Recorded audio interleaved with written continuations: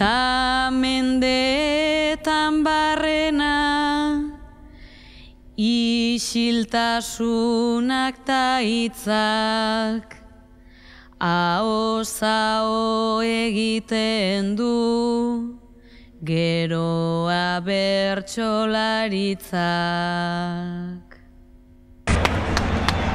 Andoni Egaña.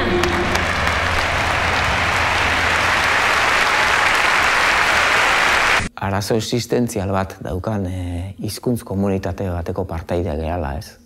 Askotan euskal arazoa ikusten da, edo gatazka armatu moduan, edo gatazka politiko moduan, baina nik uste geure arazoaren azkeneko muina arazo existentzial kolektibo badala, ez? Nik uste gaur egungo kultur imperioen eta mundu globalizatuaren egoera honetan euskara nekez txertatzen dela. Eta euskararen desafioa dela beste hizkuntza minorizatu askoren desafioa, herri indigenen desafioa eta beste paradigma ekologikoago baten desafioa. Hor gaude.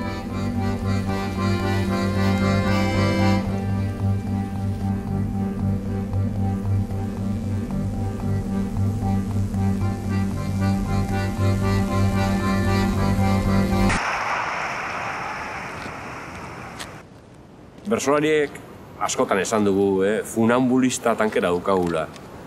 Publikoari ere gustatzen zaio bertsolaria ikustea alambrearen gainean, eroriko den, ez den eroriko, nola iristen den hasieratik bukaeraraino, ez da.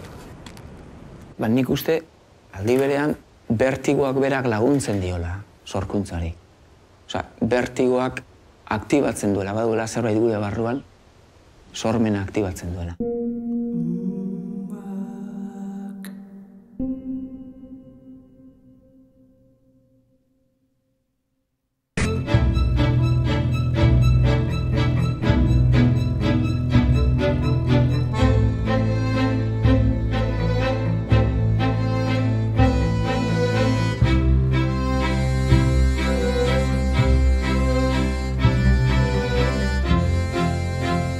Improvisatuko dugu, improvisatuko gara.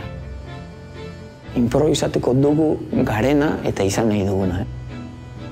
Eta etengabe sortuko dugu eta erabakiko dugu zer izango garen eta zer egingo dugun.